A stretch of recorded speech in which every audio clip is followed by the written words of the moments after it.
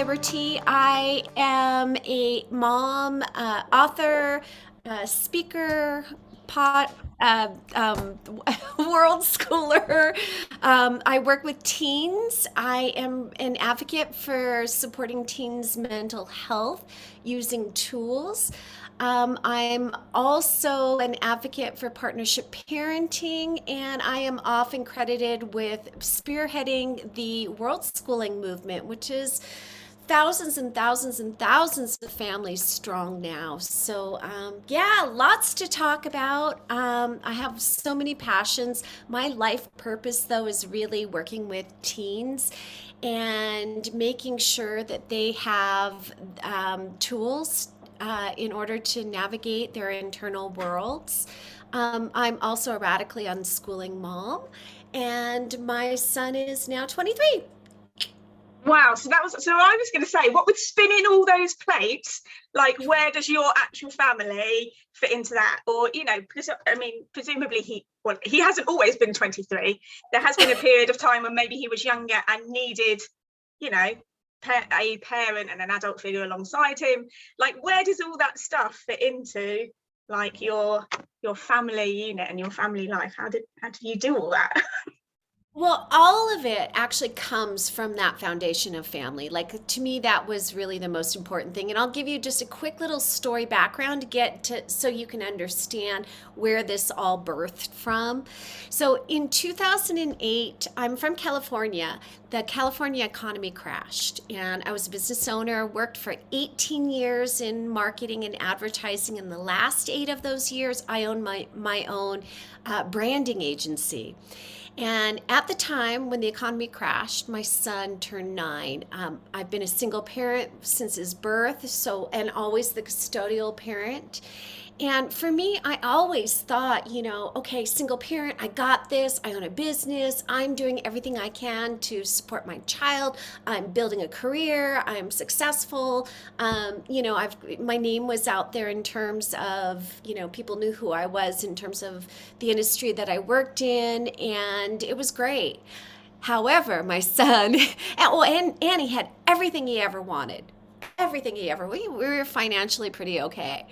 Um, but he kept saying to me this one line, and it was like a spear through my heart. He would say, Mom, you never spend any time with me. You're always working. And that kind of reality check was not only just a reality check, it was like a common thing he would say to me. He really articulated well that he wanted my attention, my time.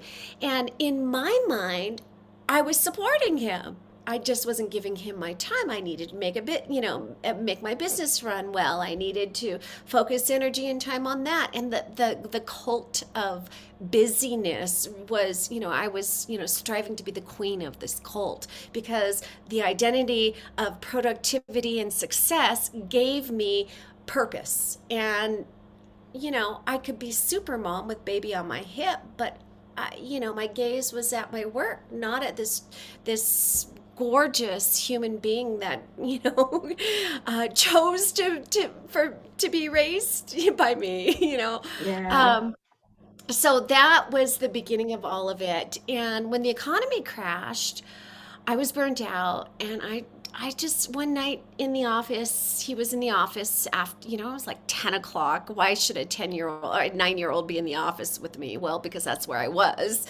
And, I just looked over at him, and I knew that I wasn't going to be bringing back my staff after the holiday break because I was seeing my clients drop away one by one, and there's our bread and butter clients, and just everything was changing. And I said to him, Miro, what do you think if we just get rid of everything and go on an adventure, just you and I? Let's just sell our stuff and go spend a year with backpacks. And he's like, yes, hell yes, I'm in. And then of course his follow-up question was, do I have to go to school?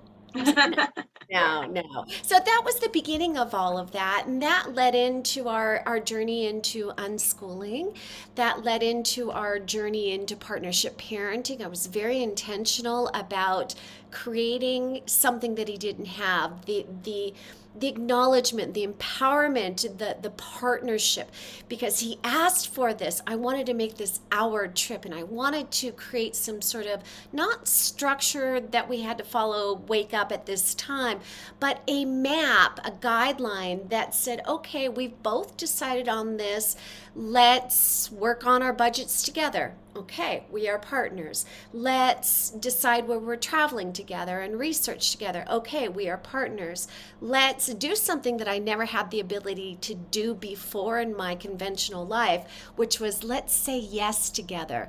And because I worked in branding, I also had the skill set of understanding how to create core values for a business, of course, and we took that into our family culture.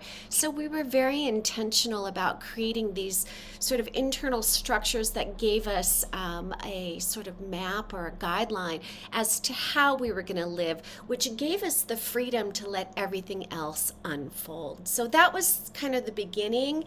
That's how it started. And by the time he was 9, transitioning into 10, we were on our way. We had sold everything or given it away or put a few things in storage, closed my business, and I was officially his for that year.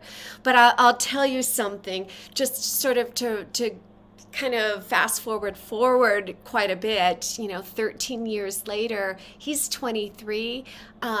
He's living on his own, but we're living in the same city in Mexico. We've both settled here. We spent a year and a half while during the pandemic, he moved to Florida to live with his then girlfriend at the time. And that was the first time that we were separated, for almost 12 years. We were like we were a team, but it was an important part of his transition into adulthood, his individuating in a way where he owned it. So in terms of what the pandemic brought us, and it started from the 2008 economy crash, and yet we moved into another transitionary stage during the pandemic because of the outer world. And lots of stuff happened in between. We started a business called Project World School. We did a TEDx talk about, living in partnership, unschooling, and traveling.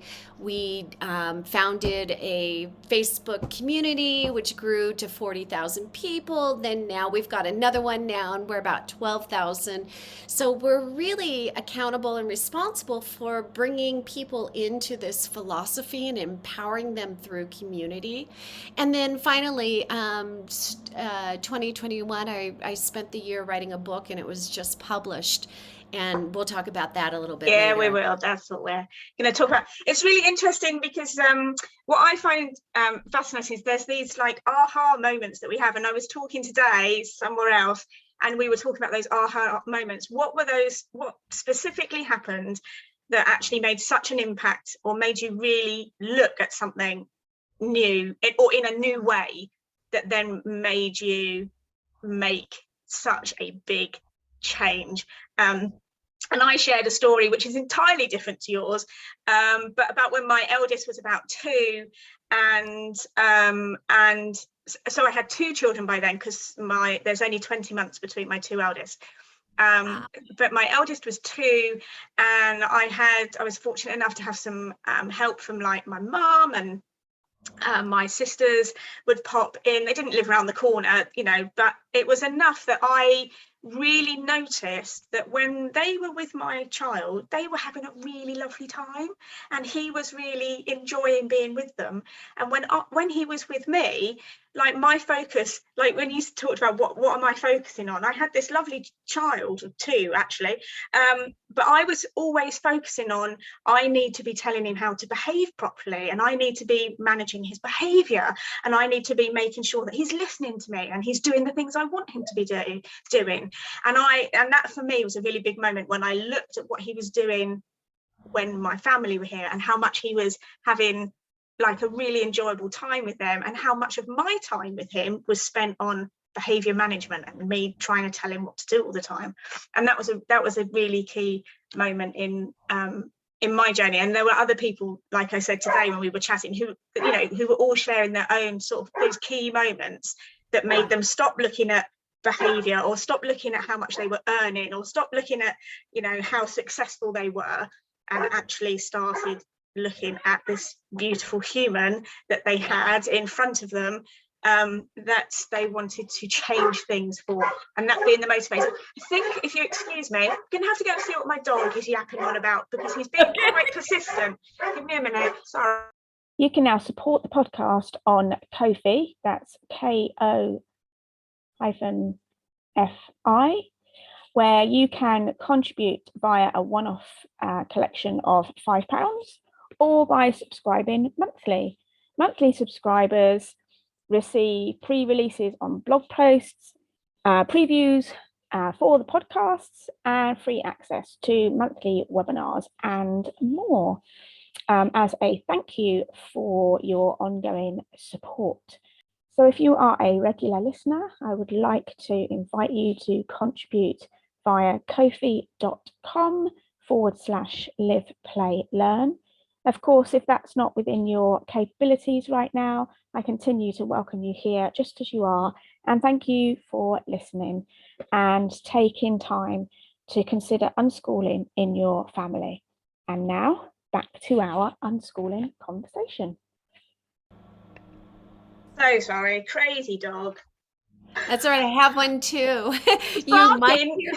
Yeah, he will. Barking at our he was barking at our own cat, who sat in the middle of the road out the front window. So then I had to go and call the cat in, and of course the cat's just sauntering in like really slowly. So I said, oh, come on. Obviously, we're really here to talk about your book that, as you just said, has just been released like last week. Is that right? It was last week, wasn't it? So 5 days ago. 5 days ago. And I have had the pleasure of reading it, and it was lovely. Remind me what the title is. Seen, Heard and Understood is in the title, isn't it? Yes. So let's talk about that first. Like, why that title, or whatever? Sure. But do you want me to answer your question before? Did I ask you a question? Go for it. Answer that question then. Well, your question was, what was like the aha moments that changed things? And I have a really good story, because I think it's relevant. So I mean, I told you we started traveling, and we created these sort of pacts with one another, and one of them was we were going to say yes to everything. We were just going to say yes to life, right? And we were going to do this in partnership, and it was him and I against the world. And about 8 months into our travels, Miro came to me. We were in Guatemala, and I remember this day exactly. And he said to me, Mom, we're 8 months in. We're supposed to go back in 4 months. Can't we just keep doing this forever? And he knew that I had to say yes. So I said yes. And from that point on, I had to really sort of explore how I was going to, quote unquote, educate my child. At the time, I had no inkling that there was a thing called unschooling. I had never even considered it. I had never heard of it. Homeschooling to me was the closest that I had even heard of. My son was in traditional school up until 4th grade, but the intuition inside of me, knowing that we were going to travel for a year, which was our original plan, traveling for 1 year would give him way more experience and learning than 5th grade would. So like for me, it was a no-brainer. Of course, we're not going to do any schoolwork. And I remember, family members that were teachers trying to push on workbooks with me. And I'm like, no, I'm not doing that. So the aha moment came when I started to research how I was, and again, air quotes, going to educate my child, because I don't believe that's a thing anymore. Like, you don't have to educate anybody. But when I started to learn about natural learning, unschooling, radical unschooling, and self-directed learning, I was like, oh my God, we're already doing this. And that was my aha moment. I didn't have to do anything other than be present, which I finally was able to because I had time and I was committed to doing that. Being present, tapping into the thing that I'm most, everybody in my personal relationships will tell you, I'm most known for being very playful and always curious. So that's a quality, luckily, I didn't learn. And that, the modeling of that became one of the attributes and main sort of drives behind our travels. And Miro became that too, or is that. And so, those things combined, we were learning heaps, like archaeology, mythology, origin stories, geography, science. Oh my gosh, mathematics through money conversion, all of these crazy things we were actually learning. And the crazy thing was, I recognized that we were learning together. So it was social learning, it was multi-age learning, and it was fun. It was fun and relevant, and that became the driving force behind the intention of the education from there on out. I also, after reading about radical unschooling, I realized we were doing that. We didn't even have to make any adjustments. There was the trust, there was the partnership, and because I come from a background of anarchy, I never imposed authority over him, and so that kind of partnership played into the parenting. And I write about that in the book quite a bit, about the partnership paradigm and what that looks like and what it doesn't look like. So for me, it was quite natural, even though it was radical in terms of conventional parenting, but I did it anyway. Yeah. That's really where we started off. Like, I had no idea unschooling existed. My children have never been to school. So my background is I'm a former teacher, and I witnessed a lot of things. That's where I started from. I witnessed a lot of things in school that I just looked at and thought, I don't want that for my child. And the other thing that I knew a lot about was child development. Like, there was a lot of neuroscience in there. There was a lot of natural learning, play, because my focus had always been sort of the early years, so really young children. And so I was like, well, surely we can just carry on doing that. What if it's good enough for a 3-year-old and a 4-year-old to, naturally learn through the things they choose to do all day? Why can't we just carry on doing that? And so we did. And then I discovered, as I read more widely, that there was this thing called unschooling. And it was like, well, that's our best fit. So a little bit like you, we were like, well, that's what we're already doing that. And then we read more, and it became a lot more about, well, what's radical unschooling? What's this deeper partnership and this parenting and this or this way of parenting that is about really respecting our children and honoring them and giving them a voice and coming alongside them. And what's all that about? And we just, it was a move for us. But as I said, when my eldest was 2, we were already in that, we'd already shifted then into sort of a more gentle parenting, conscious parenting model anyway. So it really, it was a big journey for us, probably in those first few years. So probably between my eldest being about 2 and maybe about 5, but then, so over about 3 years, there was quite a big shift. But then once you're doing it, there's this whole realization that you're not really I'm going to do the air quotes, you're not really educating your children as such. You're just living your lives alongside your children and as a family in this really organic, enjoyable, connected, vibrant way. And the learning it's just happening, like it's just part of the process of this life that you've curated. Right, let's talk about the book, because it is really good, and I want people to know about it, and I want people to go out and buy it. That's where we're at. So it is specifically about teens. That's sort of your I don't know, one of the areas that you're keen on. That's not the right word, is it? One of the areas that you're passionate about and that you have expertise in and that you've worked a lot in. So this book is specifically about parenting alongside teenagers. Would you say that was Right. It is. I mean, but if you took out the chapter on teen development and teen brain stuff, and everything else applies to any stage of Yeah. parenting, right? Because it's about parenting accountability and creating a partnership and what that looks like, what you're accountable for in the relationship and how to facilitate. And then at the end, I provide a series of tools. Actually, throughout the whole book, I provide different tools and tips and ideas for greater partnership, and it's written for the parent. So it's really getting the parent to get familiar with their own internal worlds in order to facilitate greater mental health, for their teens' internal worlds. And it also, specifically for teens and tweens, it's understanding that, again, when you were going back to being obsessed with behavior, understanding why behavior is naturally flowing from your teen or tween the way that it is. It's not about you. And if it is triggering you, then that's your work, right?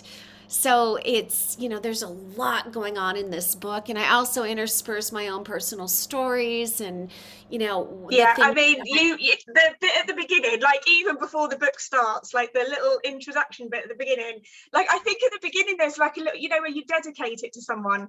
Yeah. That look like that made me cry. It's like I haven't even started the book yet, and you sort of made me cry twice within like the before you officially get to page 1. Oh my God. Yeah, it was which for me is really special and actually really important that there's this element in it where you are emotionally invested in that book. You have poured your person into that book. It's not just about saying this is how teenage brains work and this is what teenagers are like. It's really the emotional connection actually can be seen through the way that it's written and the way that you present it. And don't forget who wrote the foreword. So Oh my yes. it'll make you cry. I can't read it without misty eyes. It's intense. It's like Miro's foreword. My 23-year-old son wrote the foreword, for those of you yeah, that are wondering. But yeah, it's also from a meta perspective a testament to self-directed learning. I don't have a degree in psychology or neurobiology or any of this stuff, but this is the accumulation of years and years of research so I could understand and greater facilitate the teens that I was working with. I worked with teens. My son and I co-founded a company called Project World School in 2011, I think it is. 2012 maybe. So it's about 10 years that we've been hosting month-long teen retreats. And so for me to be a facilitator of like a group of 15 teenagers at once and living in community 24/7 for a month, like I had to understand how they tick. I had to understand the language, the actual language, and because I was no longer in that stage, I had to be able to tap back into that from a very, knowing perspective and compassionate and empathetic perspective. And because the teenage inner child inside of me was still not healed, because my teen Lainie was never seen, heard, or understood. Like that was like incredibly healing on my own journey, which is why I continue to do the work with teens. It's personally for me, to give, the acknowledgement to that inner child or inner teen inside of me, but also because I have the deep drive to make sure there is never a teen out there who is not seen, heard, or understood. Whatever I can do to make sure that doesn't happen to them. That's why I'm here on this planet. That's why I'm doing this work. Yeah. So what makes the teen years so extraordinary for you? Why is this particularly where you're passionate about? I mean, obviously you've mentioned your own teen Lainie and how that integrates into teens, but what is it about teens that you find after all your work with them, what is it that continues that motivates you on to continue with teens? Well, I think the most remarkable thing about the adolescent years is it's a time when these young humans are figuring out how they fit into the world. And if these young humans can go into the world and feel supported and have tools to help them manage some of the obstacles of, mental health or limiting beliefs or managing anxiety or stress or any of those sort of common challenges, if they can go in equipped with tools, these guys can change the world. This is where generational wounds will end, and this is where we can co-create a peaceful planet. And to me, it's super important, right? And I think that all great movements in art and politics and throughout history have been made from adolescents. This is a time where they're able to take greater risks. This is a time where they can really focus in on the ideologies that make them tick. So if they just have tools to empower them and guide them and feel like they are supported, holy crap, this world could be a better place. I think it's so important. So you mentioned earlier, and I'll just mention it again, that the book has a specific chapter which talks about different tools and techniques you can use, which you've sort of separated out. But there's also things within the rest of the book as well. So you've not like kept these tools to yourself. You have put them out there, and you're sharing them with probably parents, most likely parents who are going to buy this book, because I'm going to keep saying it, going to buy this book, as a way of sharing those with people. But one of the things that you do as well as these month-long events, I'm going to call it an event, with teens, like you also mentor and coach teens as well, don't you? So how do you think that benefits teenagers? Like what's the reason behind doing that work? Okay, so in 2020, we had to shut down Project World School and not travel with teens to international locations for obvious reasons. And so, what I was discovering and really aware of is that teens were struggling. It's a time where they're starting to individuate from their parental identity, their family identity, and it's a time where they're meant to step out into the world and take risks and try on new identities and so forth. And because the world shut down for 2 years, many of them were stunted, and we experienced this collective trauma. And I write about that in like the first or second chapter. Like I talk about what it means to process this kind of trauma that we all experience, but it affected teens really deeply. So I started I launched a new company called Transformative Mentoring for Teens. And I developed 2 courses, one for younger teens and tweens and one for older teens. The 12-week course is for like the 15 on up, and we go into some really deep places. Now, to answer your question, the tools are tools that I use in my practice, but they're tools that I used for myself when I was healing my own sort of childhood trauma. And again, I'm no PhD here, but this is tons of research. I've used all different sources to put together and modify and create a program that really is powerful. And in your question, how do I think the teens benefit? I don't actually have to guess. They tell me over and over and over.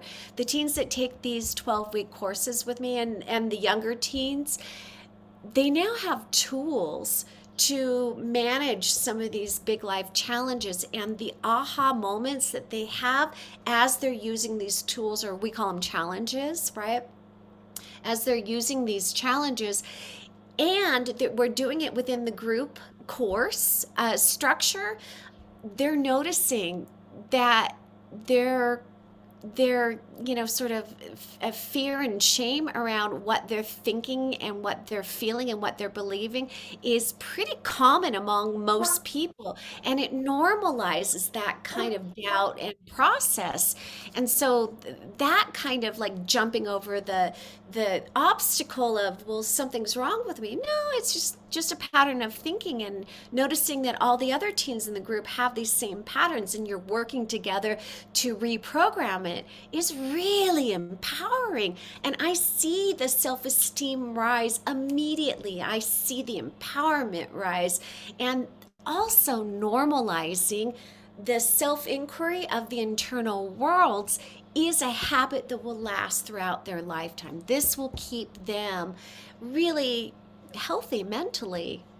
So I know the work that I'm doing is the work that I needed when I was their age, and I know that it's affecting them in such an incredible way. And then the last thing that makes me sort of qualified to do this is because I talk to them like they're real people, and I see them and I hear them and I understand them.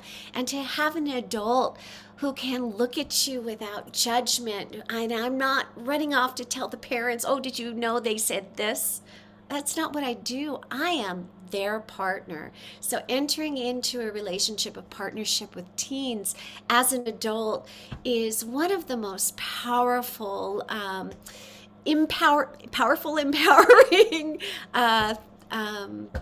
you know, kind of aspect to their own development that will help them. Like I wish I had an adult on my side when I was a teen.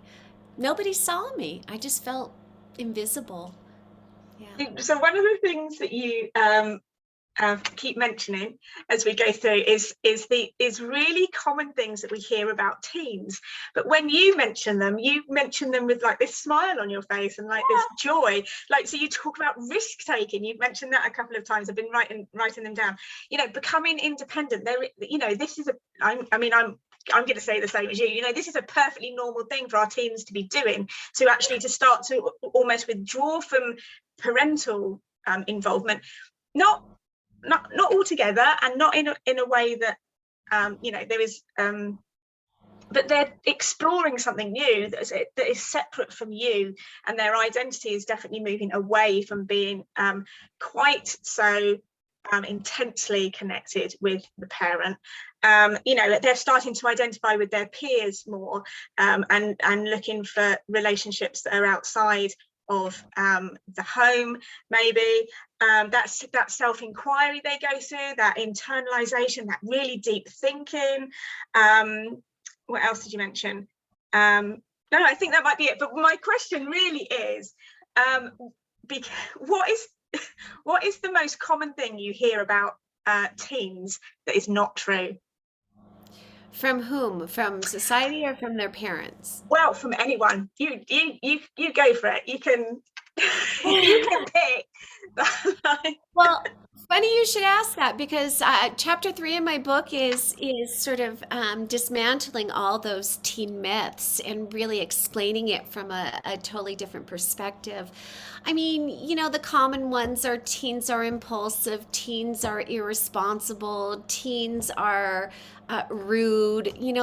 I've heard all of these things, and a lot of what is in the common belief system of our culture and society is partially what we as parents of teens, we need to actually cleanse ourselves from these belief systems. Maybe from one minor perspective, you can see through that lens and it looks like that myth, but I break it apart. I talk about the development of the brain and what's happening, why they're short, with you in terms of response, or why they're distracted, or why they would take greater risks and not reason out the consequences. I mean, that's how their brain is wired. Are they doing it to hurt you? Are they doing it to piss you off or annoy you? Not at all. They're doing it because this is what their biology is supporting right now. Is it a myth? I mean, again, we can hyper rationalize, which is one of the things that teens do, by the way, but we can hyper rationalize one perspective and one point of view and make that the truth, if that's what we want to do. But the invitation to any parent of a teen is to deprogram themselves, deschool themselves from those kinds of thinking, and look at that behavior that's in front of you, and first of all, not personalize it, and second of all, understand that there is a biological reason for those things to be happening in terms of behavior, and also helping your teen understand what's happening in their own biology as well. Because the more empowered that they are to understand, it makes them feel like, it helps them recognize and realize that there's nothing wrong with them. Right? I'm not saying it gives them an excuse to be rude, but you know what? Rudeness is just about communicating. And if they're communicating where they are in that moment, the adult, the parent in that receiving end of that doesn't have to internalize that as my teen is rude. Okay, they have a short attention span in this moment, and they're focused on something else, and that kind of response is what they're capable of in that moment. So if I'm getting triggered by their quote unquote perceived rudeness, then that's really about something that's not resolved in me and my childhood and the way that my parent talked to me when I was moving through those stages. They didn't understand me, they didn't see me, and they didn't hear me for who I was in that moment. But you can do that for your teen. You can resolve that stuff inside of you and then break that pattern and do that for your own teen. Yeah. Which is why, which is what you do in the book. You don't just talk about teens, and you don't just talk about what teens are like and what tools they can have, and what you talk about how we need to recognize in ourselves, when we're being triggered, or when it's us that need to reframe what's happening, and we're the ones that need to take a step back and maybe take a moment to maybe use some of those tools ourselves, so that we can then come alongside our teen and work with our teen, hopefully in ways that we have been doing since they've been young, so that we can continue to do that, but in the face of these new aspects that are being presented before us. And you talk about like cultural narratives like this, so you talked about how in society, particularly in Western society, there's a narrative that goes on around teens, and there are these myths that my teen's really lazy, or my teen sleeps a lot, or my teen won't help around the house, or my teen is rude, and how that is just perpetuated.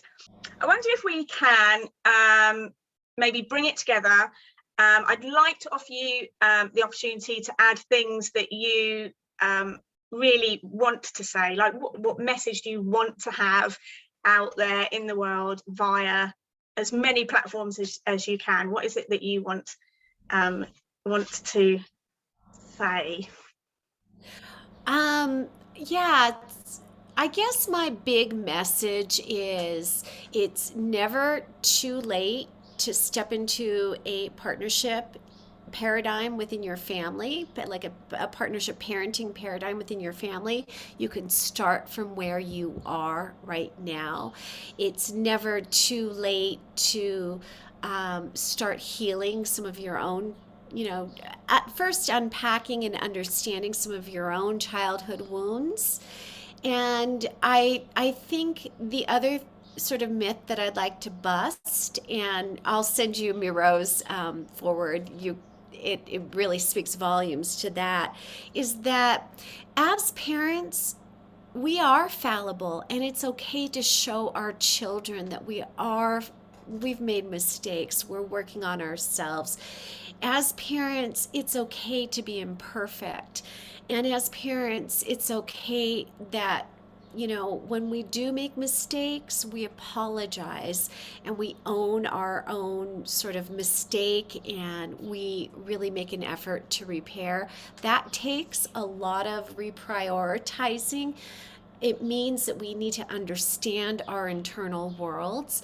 It means that we need to model that to our children, that it's an okay thing to do, that we will never be done, we'll never be perfect. And it's okay to adapt the, sort of saying progress, not perfection. And yeah, I would also recommend that recognizing that connection happens in a space of vulnerability and allowing yourself to be vulnerable with your children will model to them that it's safe for them to model their vulnerability and emotions to you.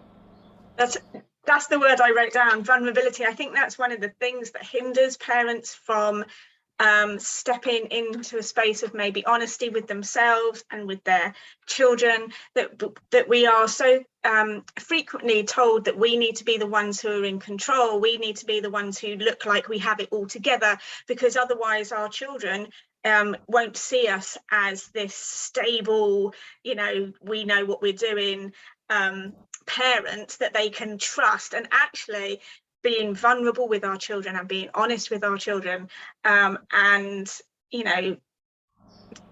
saying sorry to them when we get things wrong, acknowledging that we've got something wrong and then apologizing for it, is actually the best thing that we can do, because then they see that it's okay to get things wrong and it's okay when mistakes are made. And how we manage that is then how it becomes part of that modeling for them. Not like we don't set out to model this, but like for them it becomes a way of them seeing how this works, and instead of internalizing all that feeling of them not getting it right because they're not perfect, and feeling shame about that, that they can then, you share those moments together and it becomes okay. It's okay when we get things wrong. It's okay if we're just figuring it out. It's okay to give things a try and not really know what's going to happen. There's so much freedom in that state of parents moving away from like this perfect parenting model, and being vulnerable with their children. So I would completely echo that. So I wonder if I could end with asking you what, and this might be a big question to end on, or it might not, maybe it'd probably be really easy for you because you are the teen guru here. So what would your top tips be for parents that are currently have a teen in the house that they are struggling to connect with, that they feel that there is their teen is moving away from them? Commonly, we get stories of teens shutting themselves in their room, not communicating, like you say, that aspect of maybe being less communicative with their words when they are out of their room. Like how would you suggest, what tools would you give to those parents? What tips would you give to those parents? Well, the final chapter of my book, I give some really good, like, final suggestions, but a couple of things that I always ask parents to be aware of, right? So, this is really hard.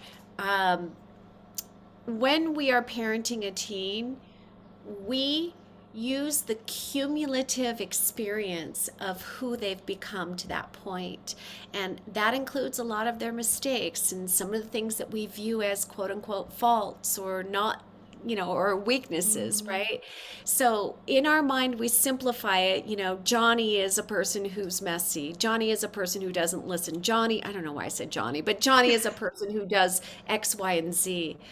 And the freedom to release that is one of the most powerful gifts that you can give them, right?